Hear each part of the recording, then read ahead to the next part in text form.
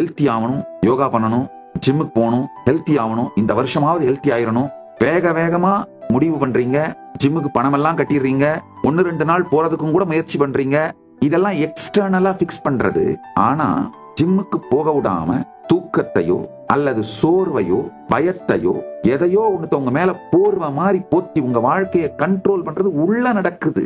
அதை பிக்ஸ் பண்ணாம நீங்க வெளியில எத்தனை ஜிம்முக்கு பணம் கட்டி ஷூ வாங்கி அந்த ஜிம்ல போட்டுக்கிற ட்ரெஸ் அத்தனையும் வாங்கி சகலத்தையும் ரெடி பண்ணாலும் அங்க போயும் அங்க ஜிம் பண்ணிட்டு இருக்கிற பொம்பளைங்களை பார்த்துக்கிட்டு இல்ல வேற யாராவது ஜிம்ம நல்லா ஒர்க் அவுட் பண்றவங்களை பார்த்துட்டு ஆஹா அப்படின்னு பார்த்துட்டு வருவோமே தவிர ஜிம் போவீங்க, ஒர்க் அவுட் பண்ண மாட்டீங்க.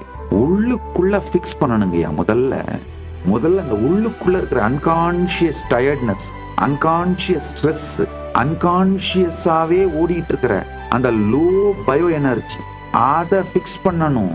உங்க லைஃப் ஜஸ்ட் உங்களை பிரதிபலிக்குது. உங்க வாழ்க்கை உங்களை மிரர் பண்ணுதுங்கய்யா. நீங்க எப்படி இருக்கீங்களோ அதை அப்படியே உங்க வாழ்க்கை பிரதிபலிச்சு காட்டுது.